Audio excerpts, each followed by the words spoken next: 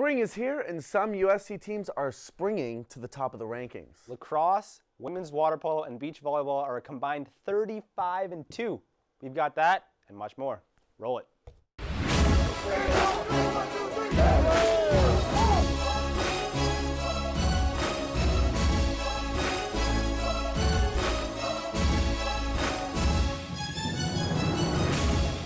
Welcome to the Annenberg Media Center. I'm Jackson Safon. And I'm Max Goldwasser. The USC women's lacrosse team is off to their best start in program history and remains 7th in the national polls. That's right. The women of Troy improved to 9-0 after trouncing Oregon on Sunday 17-4. And they're one of only 2 undefeated teams remaining in all of women's lacrosse. Michaela Michael continued her hot streak, contributing a career-high 7 goals on Sunday, but she's not the only weapon on offense for the women of Troy. That's right, Jackson. It actually comes down to all the attack. This whole starting core has been very good this season. They've combined for 81 goals, which is well over half of the total goals for the women of Troy this season. And attacker Caroline DeLera knows that, while Michaela Michael is the star, the offense works as a team. Those fast breaks, I think we're starting to put them away, and I just think on our offense we have so many people and so many threats that once they stop someone else is going to go. The offense has been humming, but as Caroline mentioned, it doesn't just come down to offense. In 8 of the team's 9 games this season, the women of Troy have allowed 5 goals or less. Can't lose if the team, the other team barely scores. Yeah, the women of Troy have been dominating on both sides of the ball. It hasn't just been offense. They've outscored their opponents 146-41 over the course of their 9 games this season. The team's averaging over 16 goals per game while allowing just over 4. Goalie Gussie Johns and the USC defense have only allowed 15 assists over 9 games. 15 assists over 9 games. I mean, that's amazing. Yeah, and when you compare that number to USC's 70 assists on the season, you can see why the team has been so successful. Great defense translates into great offense, which leads to a number of easy fast break opportunities. Yeah, Coach Lindsay Monday has really preached consistency to the team this season, and that even though they've been dominating most of their opponents, she wants to make sure the team stays focused throughout the entire game, play a full 60 minutes, as the postseason will likely lead to closer matches. I think right now, we are staying disciplined. So, really no matter what the score is, we want to do the same things no matter what. We want to stick to our game plan. We want to play the way we've been playing all season. So, the score really doesn't matter with that. It's just making sure that our mindset's right, and no matter what the score, we stay confident throughout the game. Michaela Michael and the women's lacrosse team have taken the league by storm this season. And for more on the team's success, we have Michaela Michael herself in studio. We welcome you now where we have special guest Michaela Michael here with us. Michaela, thank you for coming. Yes. Let's talk about your team season so far. I mean, you're about halfway through, still undefeated through 9 games. Where did you think this team would be coming into the season at the halfway point? I think we kind of had really high hopes. We kind of expected this, that our start would be really strong and that we could kind of keep this winning streak going for a little while. We've had only a couple really closer games, and I think we're just trying to kind of make a big statement in league right now. Yeah, you mentioned you've only had a couple of close games. Your smallest margin of victory is just four goals, so it's still, there hasn't been too much competition, it looks like, for you, and you've played very respectable programs like Duke and Michigan. So what does that make you feel as a team to know that you can dominate other top programs? I think that's kind of what we're trying to do. We're trying to show the world that, we can kind of play teams that are good and crush them. So like beating Stony Brook by 4 being our closest game is something we're really proud of. And another amazing mark you guys have set this season. I mean, you personally, you're coming off a career game on Sunday versus Oregon, scoring 7 goals. And you had an amazing season last year, scoring 76 points in 20 games. And it looks like you're about to shatter all those stats this season. So how are you able to take what was a great season last year and turn into what is going to look like a career season this year? I think it's kind of hard to look at the numbers, but in the games, I'm just doing what I can to help our team win. I know this is a really important season. Our senior class is awesome, and we kind of want to leave it all out there for them this year and make the most of it. So I guess it's just kind of doing what I can do to keep our team in every game. And here's one thing you do a lot is winning possessions, and possession's a huge name in the game. And as a face-off person, winning draws, what's the secret behind, being very successful in that aspect of the game?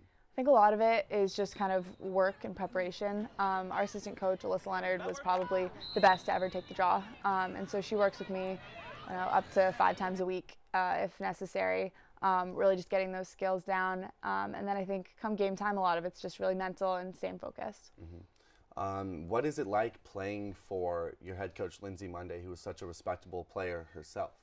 She's such a smart coach. I think you can just kind of tell by how our offense runs, how our defense runs.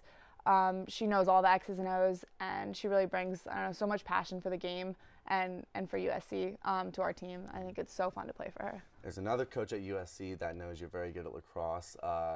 Head football coach Clay Helton tweeted at you yesterday, I don't know if you saw that, congratulating you on winning MPSF Player of the Week honors again. So what is it like to get a tweet, a shout out from Coach Clay Helton? Oh, it was very cool. It's just cool, especially for our team to get some recognition. I know that it's only year 4 of our program, so for the football coach to kind of recognize that we're doing well is awesome. Mm-hmm. Who's the biggest jokester clown on the team? Who would you say? Kylie Drexel. Yeah. Why? What does she do? I don't know if you're at our games, but if you watch before the game, she is dancing during warm-up, always cracking jokes. She's not afraid to say anything. Yeah, definitely Kylie. So now for you, what has been, let's stay with this year, what has been your favorite moment, just single moment, playing on the team this year? I think our first win against Duke, our second game of the season, was probably a big moment for us just because they ended our season last year. And it was in front of a ton of fans in Orange County, and to kind of represent California lacrosse out here and play a game, in our state, and to beat such a top-ranked team was a really cool moment for us. Well, thank you for joining us. That's all the time we have for today, and good luck in your game on Thursday against Fresno State. Thank you. So now we are going to head over to Angel with an update on women's water polo. The top-ranked USC women's water polo team is coming off an 11-6 victory over the 10th-ranked San Jose State Spartans this weekend. With the victory, the women of Troy improved their regular season record to a perfect 15-0. While the wins have come in bunches for the team this season, nothing has come easy for them this spring. The team's last 7 wins have in fact come against opponents ranking in the top 10 nationally. At the heart of USC's undefeated season is an explosive offensive attack spearheaded by junior driver Stefania Haralabidis, who has scored a team-leading 39 goals this season. What may be even more impressive about Haralabidis' scoring tear is the fact that she has managed to score a goal in every one of the team's 15 matches this season. The scoring ability must run in the blood, as Haralabidis' twin sister, Iana, is the second leading scorer for the women of Troy. Think about it this way, SC fans. The Golden State Warriors may have found their Splash brothers in Steph Curry and Klay Thompson, but USC has surely found their pair of Splash sisters in Haralabidis twins. Looking forward to the remainder of this regular season, the women of Troy look to keep their perfect regular season record alive as they travel down south this weekend to take on the 19th-ranked San Diego State Aztecs. With only 6 matches remaining in the regular season, USC may very well now be looking past the regular season and towards NCAA championship play beginning in May. As of now, the #1 ranked women's water polo program looks to be in prime position to add a 5th NCAA trophy to their mantle.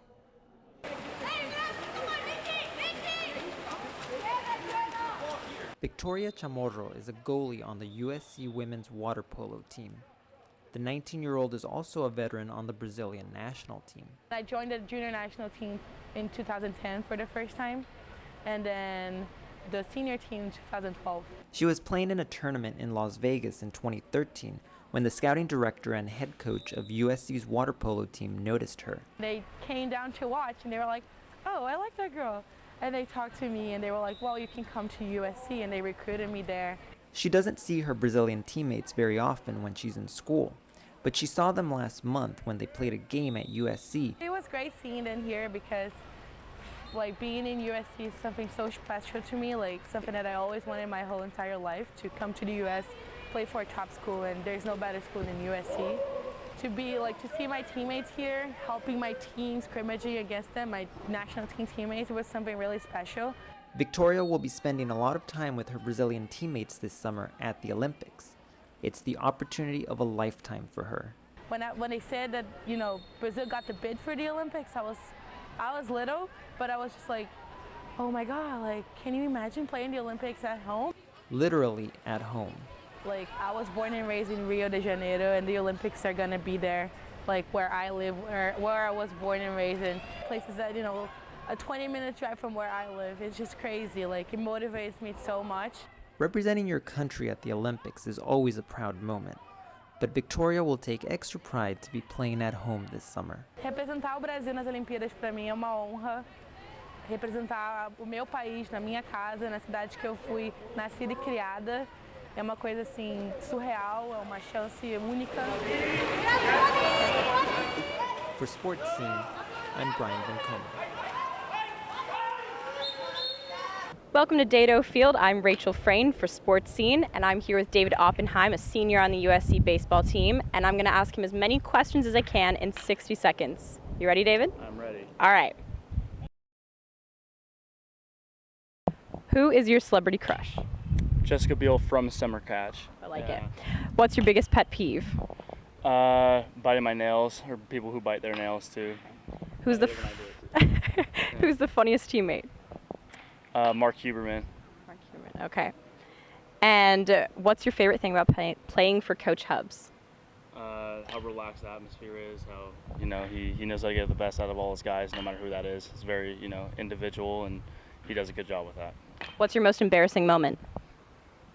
Oh man, I have a lot of them. I don't know if I can even say one. I think just not being able to put on a uni every day. Like, I'm really bad at putting on my uniform. It's always really messy, and people give me a lot of crap for it. So. All right, what's your walk-up song and why? It's OPP by Naughty by Nature. My last name's Oppenheim, so people call me Op, and I just thought it was a little clever, and it's an older genre, and I like that older genre of hip hop. So. Okay. And what's something we might not know about you? I was really, really good at Guitar Hero, like one of the best 50 in the world at one point when I was in middle school, so that's probably one thing you don't know. So what happened to that career? I just had to give it up. Either baseball or Guitar Hero, so I chose baseball. So. Understood. All right, thanks, David. It's officially spring, and in the minds of many crazy USC football fans, that means one thing and one thing only: spring practice. I'm now joined by USC football reporter Paolo Uggetti to help break down what has happened so far. Thanks for joining me, Paolo. Thanks for having me. So one thing we knew coming into the spring, a position battle of sorts, was going to be the quarterbacks. Cody Kessler gone, so you have Max Brown, who's been a backup here for a few years now, as well as redshirt freshman Sam Darnold. What have you seen so far in the competition? Well, obviously, Coach Clay Helton said going into the spring, it's going to be a battle. It's going to be a competition. He wants to see who stands out. But I think we all knew that it was really Max Brown's job to lose, and he even said that. So far, there hasn't been he hasn't had any step backs or anything that show that Darnold could go up there. And Darnold hasn't really. He's a dynamic quarterback. He can also run, and he's a good pocket passer just like Max. But he hasn't gone above and beyond the call, and so he hasn't really shown that he can compete and be at the same level with Max. And even Coach Helton said, Max has shown that he has a little bit of the edge, which is what you expect from a guy who's been here for 3 or 4 years. Yeah, but in the Coliseum practice on Saturday, it was their first competition against live defenses, and Coach Helton noted that he was really happy with how both quarterbacks moved the ball. Even though no one's really stood out and made a jump, he was happy with how the quarterbacks moved the ball against those live defenses.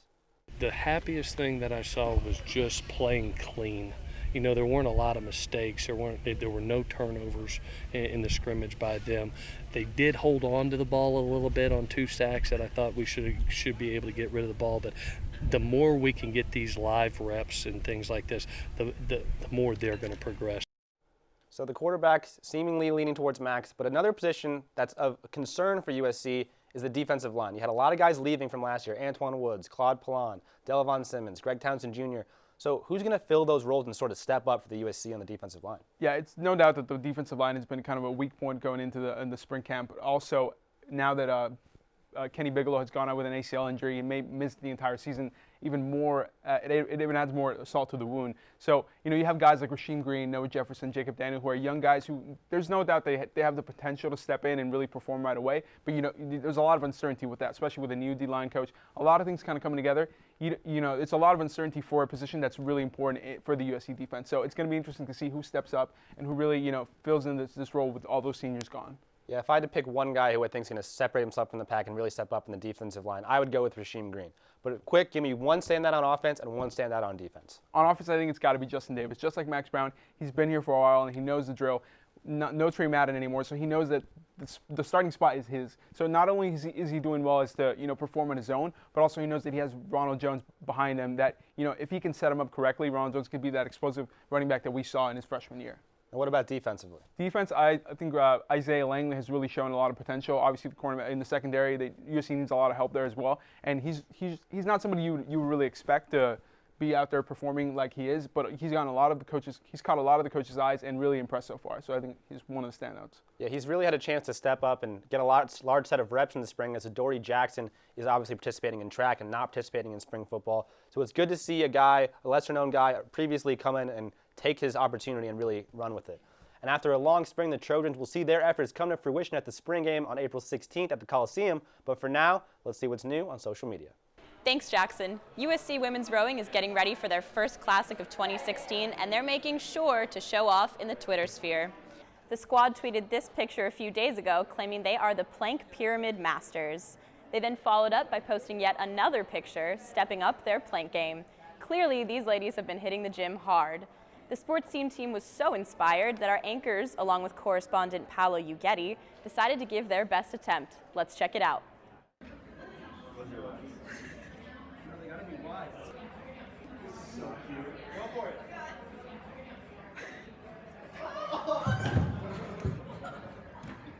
While the guys started off strong, I don't think they've been training quite as intensely as the women of Troy. For more on other USC sports, Alexa has you covered. From wins to championships to awards, spring sports around USC continue to heat up. It's time to light the torch. The women's tennis team swept the Oregon Ducks on Friday with a 7-0 victory. This is the Trojans' 5th straight win and keeps them perfect in Pac-12 play. USC now has an overall 8-4 record and maintains a 3-0 record in conference action. Juliana Almos and Gabby Smith shut down the Ducks with a 6-0 sweep to give them the victory. Smith dominated the entire match by not giving up a single game. Associate head coach Wes Knott is happy about the direction the team is going. I think we're on a nice little crescendo upwards right now. Everyone's getting their confidence back. We had a rough start to the year, but it's been about a month now where we haven't lost a match, and I think that momentum's starting to build. Moving into the pool, USC competed at the 2016 NCAA Swimming and Diving Championships in Atlanta on Saturday. Freshman Patrick Mulcair, the Pac-12 champ in the 200-yard backstroke, finished 8th. That wasn't the only highlight for Mulcair on Saturday.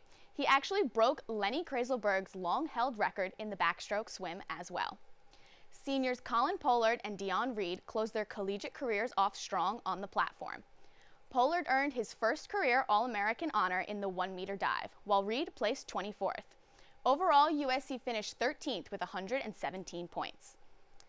And down on the baseball diamond, Timmy Robinson had a day of his own on Saturday.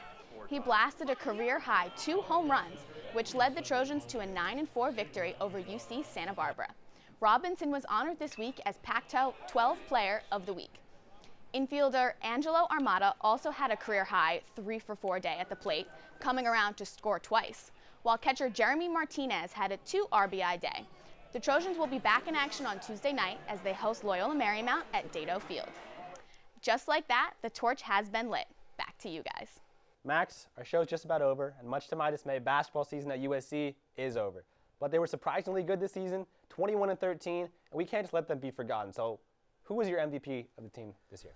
My MVP was Jordan McLaughlin. Led the team in scoring, brought USC to second in the Pac-12 in scoring, so definitely I think that was all on his shoulders right there. I'm going to go with his backcourt mate, Julian Jacobs. He led the team in assists, led the conference in assists for most of the year, and was just obviously a probing, dynamic force for them on offense, helped their offense run. But as far as next season, their expectations are high. Who do you see as the guy that needs to improve the most if they want to meet those goals? Definitely Chimezi Metu. I mean, he's a freshman too. You expect to see him mature, but in the bigger games, he averaged well below his season average. So I'd like to see him play better against the tougher opponents. I'm going to go with his fellow freshman, Benny Boatwright. Obviously a dynamic presence on offense for them this year, but most people don't know he actually shot under 40% on the year. So if he can just get more efficient and a little bit better on offense, he can help the team work in just incredible ways on offense. Yeah, assuming everyone on the team returns, last season might have only been a glimpse at the talent that we're going to see on the Galen Center court. The team will have Pac-12 championship aspirations, and they hope to make it farther in the tournament than they did this season after their heartbreaking loss to Providence. But that's all we have for our show today. Make sure to follow us on Twitter at SportsSceneUSC, like us on Facebook, and check out the new website, uscannonburgmedia.com. We'll see you next week.